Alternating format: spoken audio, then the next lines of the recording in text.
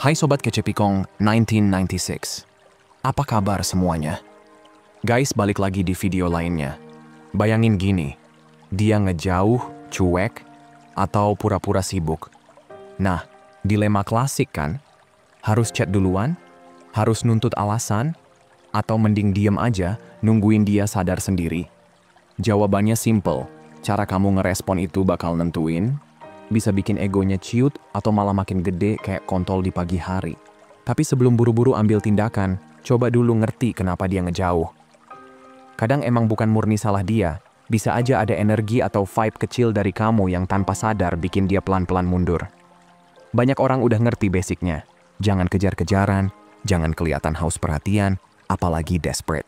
Tapi salah kaprah yang sering kejadian itu bukan karena satu kesalahan besar, melainkan hal-hal kecil yang tanpa sadar kamu lakuin. Kayak kode-kode halus yang bikin dia ngerasa, worth it nggak ya sama dia? Nah, di sini poin pentingnya. Gimana caranya pas dia nge-ignore, justru egonya yang jadi mikir ulang, bukan nilai kamu yang jatuh. Jadi, intinya kita bakal bahas cara ngadepin momen-momen pas seseorang kasih sinyal campur aduk, biar kamu tetap kelihatan chill, elegan, dan tetap punya harga diri. Oke, siap? Let's break it down, teman-teman. Nah, yang pertama, teman-teman. Jadi gini, jangan sampai salah kaprah soal ngasih dalam hubungan. Ngasih itu bukan berarti ngedrain diri sendiri sampai kering. Paham kan? Entah itu waktu, perhatian, atau support emosional. Tetap harus ada batasnya biar nggak ngorbanin diri sendiri. Kalau kebiasaan kamu selalu ngasih terus-terusan tanpa mikirin kebutuhan diri sendiri, lama-lama bisa bikin dia ngerasa biasa aja, bahkan take you for granted. Karena pola yang kamu bikin tuh kelihatannya kayak, oke, kebutuhan dia selalu nomor satu, kebutuhan kamu belakangan. Dan faktanya, orang tuh biasanya lebih ingat apa yang dia korbankan buat kamu, daripada semua hal yang kamu kasih ke dia. Jadi kalau kamu mikir dengan cara ngasih melulu, kamu bakal kelihatan lebih spesial di matanya. Sorry banget, nggak bakal gitu ceritanya. Justru harus ada momen di mana dia yang effort, dia yang invest energi, waktu, dan perasaan ke kamu. Baru deh dia bisa bener-bener ngehargain keberadaan kamu. Intinya, jangan kasih panggung penuh buat dia doang, biarin dia juga ngerasain, wah, ternyata gue juga harus berjuang buat dia. Itu yang bikin value kamu naik di matanya. Oke, lanjut. Yang kedua, stop maksain kejelasan. Serius deh, makin kamu nuntut jawaban pas dia lagi ngejauh, makin kelihatan kamu ada di posisi lemah. Coba pikirin deh, begitu kamu ngejar alasan kenapa dia nge-ignore, otomatis kamu ngasih dia kendali buat nentuin arah hubungan. Dan percayalah, kebanyakan jawaban yang keluar dari mulutnya nggak bikin jelas, malah bikin makin bingung. Karena jujur aja, banyak orang tuh nggak bener-bener jujur pas lagi di fase kayak gitu. Ada yang sengaja ngebohong biar kamu tetap stay jadi cadangan. Ada juga yang model nice person, yang muter-muter ngomong halus biar nggak nyakitin kamu, kayak versi kalimat basi. Aku belum siap hubungan serius, kamu tuh orang baik banget, aku sayang sama kamu. Tapi, nah, ujung-ujungnya bikin makin stuck. Makanya prinsip yang harus kamu pegang itu simple. Kalau bukan iya banget, ya berarti enggak. Titik.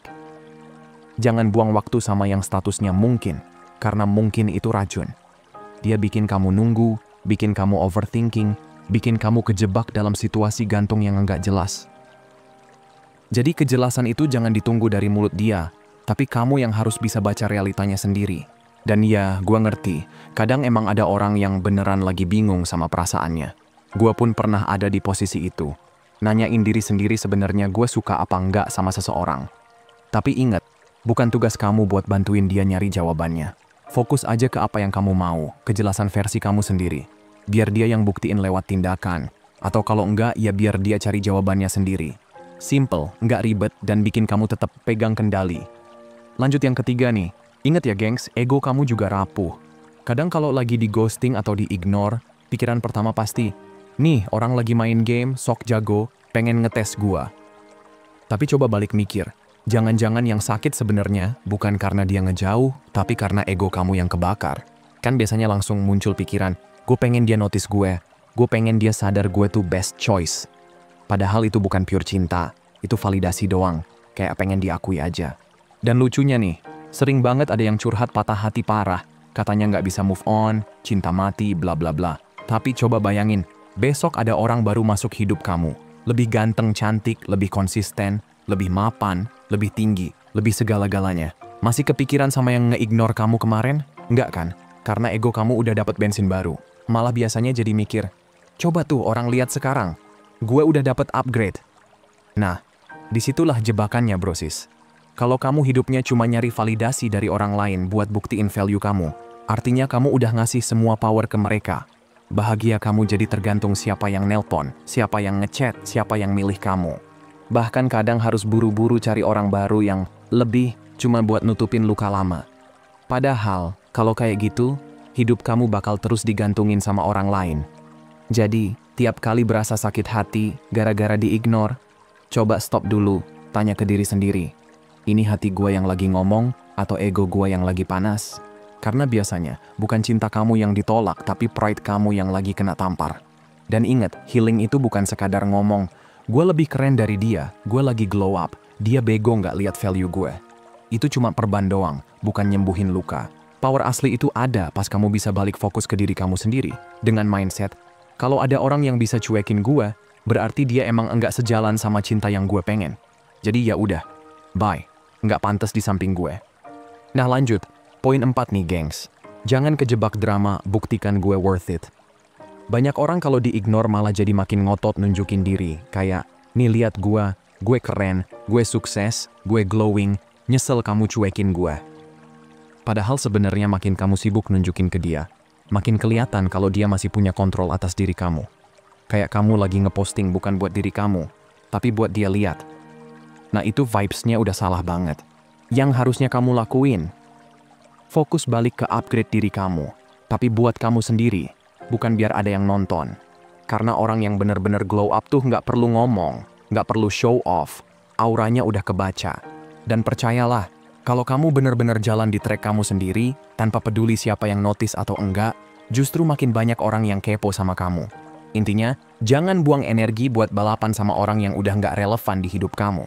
Lebih baik gaspol bikin versi terbaik dari diri kamu sendiri, entah itu karier, hobi, pertemanan, atau apapun yang bikin kamu hidupnya lebih asik. Itu revenge paling elegan. Kamu happy, kamu sibuk, kamu glowing, tanpa harus nyebut nama siapa-siapa. Nah, poin ini nyambung banget sama tema kita dari tadi. Power itu baliknya selalu ke diri kamu sendiri. Kalau kamu bisa berdiri tegak tanpa perlu validasi orang lain, otomatis orang-orang yang dulu nge-ignore kamu bakal sadar sendiri, wah ternyata gue yang rugi. Tapi, by the time mereka sadar, biasanya udah telat, karena kamu udah sibuk di level yang lebih tinggi. Oke gengs, lanjut. Poin 5 nih, balas dendam paling mantap itu bukan bikin dia nyesel sampai nangis bombay. Bukan doain dia jatuh, doain dia bisulan di lubang pantat, ngarepin tititnya nggak bakal hidup selamanya. Apalagi bikin drama biar dia sakit hati. Balas dendam paling classy itu simple banget. Diem, cuek, move on, dan lepasin. Udah gitu aja.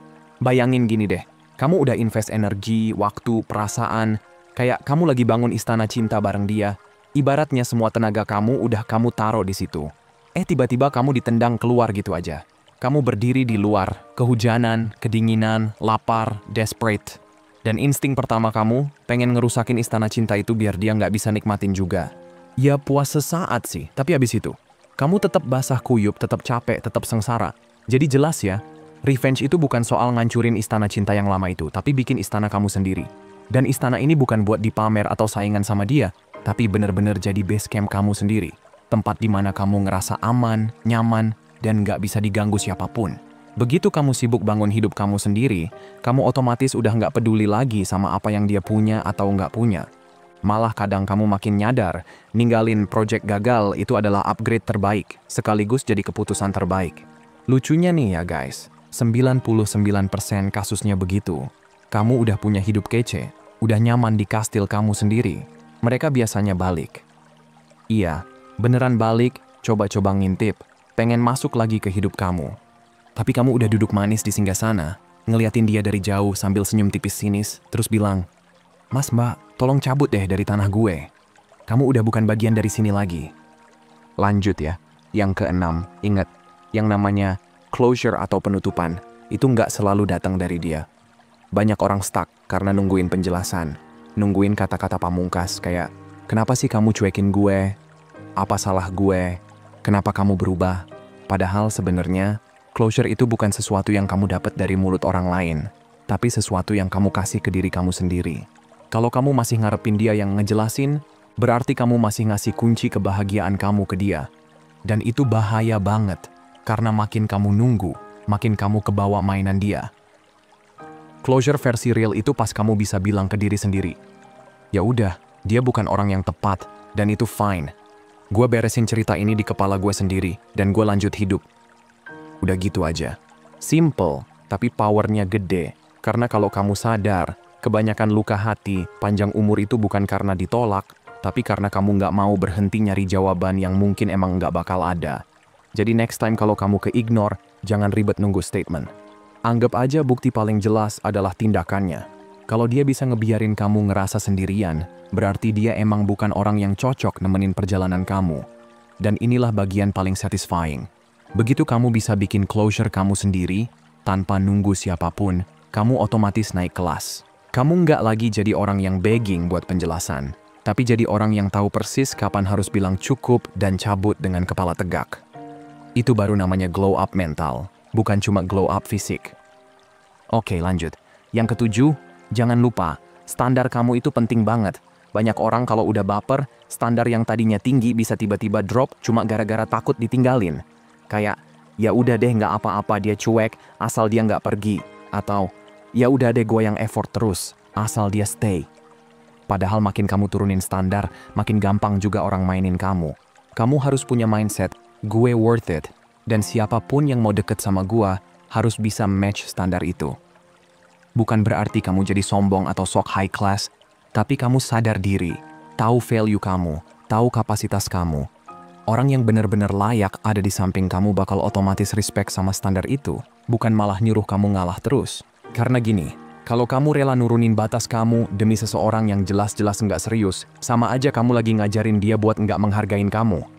Itu kayak kamu ngasih tiket gratis ke orang yang sebenarnya nggak pantas nonton konser kamu. Jadi next time, kalau ada yang nge-ignore, stop mikir. Apa gue harus lebih rendah hati biar dia balik? Enggak. Yang harus kamu lakuin adalah jaga standar kamu, biar cuman yang emang layak yang bisa masuk ke hidup kamu. Percaya aja deh, orang yang akhirnya bisa ngehargain standar kamu bakal jauh lebih worth it daripada orang-orang yang bikin kamu ngerasa kamu harus jadi kurang dulu biar diterima. Hidup kamu terlalu mahal buat ditukar sama drama orang yang nggak konsisten. Nah, lanjut. Poin 9. Jangan kejebak di mindset, gua bakal bikin dia nyesel suatu hari nanti. Kedengerannya keren, tapi aslinya itu bikin kamu tetap ngegantungin hidup kamu ke dia. Kayak hidup kamu masih muter di sekitar dia. Cuma bedanya sekarang kamu nunggu momen buat pamer balik. Padahal kalau kamu masih mikirin gimana caranya bikin dia nyesel, artinya dia masih punya spot VIP di kepala kamu, dan itu wasting energy banget. Balas dendam paling halus sebenarnya bukan nunjukin ke dia kalau kamu udah sukses, atau kamu udah glow up, tapi pas kamu udah beneran nggak peduli. Karena ketika kamu bener-bener nggak peduli, dia udah kehilangan akses ke power terbesar, perhatian kamu. Itu jauh lebih sakit buat dia daripada sekedar kamu update story flexing atau pasang caption sindiran. Ingat, orang yang bener-bener udah move on tuh auranya beda. Dia sibuk sama dunianya, sibuk sama goalsnya, sibuk bahagia sama hidupnya.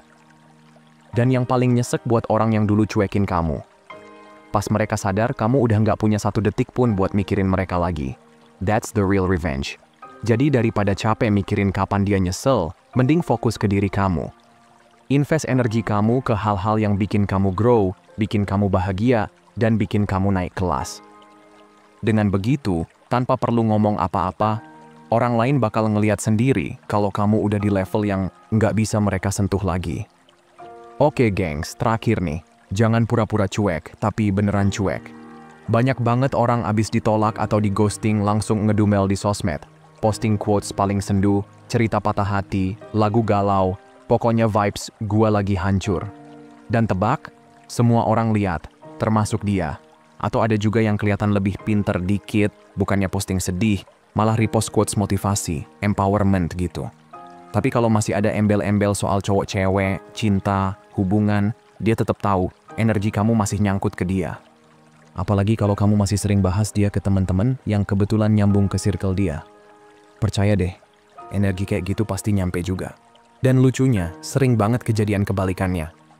Pas kamu beneran udah lepas, udah sibuk main sama teman-teman, udah enjoy hidup, udah nggak mikirin dia sama sekali, tiba-tiba HP kamu bunyi lagi. Ex balik, tiba-tiba ngechat, tiba-tiba sok kangen. Kamu cuma bisa lihat layar sambil mikir, lah apaan nih? Itulah efek asli dari beneran detach. Tapi ingat ya, kuncinya, kamu nggak bisa fake it. Jangan maksain kelihatan, wah gue udah over dia, dengan posting olahraga tiap hari, panjat gunung, atau flexing sana-sini cuma buat buktiin. Orang bisa ngerasain kalau kamu lagi terlalu keras acting. Cuek yang asli itu nggak bisa dipalsuin, harus tulus. Dan justru pas kamu beneran enjoy hidup tanpa mikirin dia, itu yang bikin kamu unbeatable. Oke gengs, jadi gitu aja dulu obrolan kita hari ini. Semoga kamu semua dapat banyak insight baru, entah soal ego, cara nyikapin pasangan, sampai gimana caranya kamu tetap punya power di hubungan. Intinya, biar hubungan kamu berubah ke arah yang lebih sehat, ya kamu juga harus berani berubah dulu. Thanks banget buat yang udah dengerin atau nonton sampai habis. Jangan lupa follow, like, share ke teman-teman kamu yang lagi butuh denger ini juga.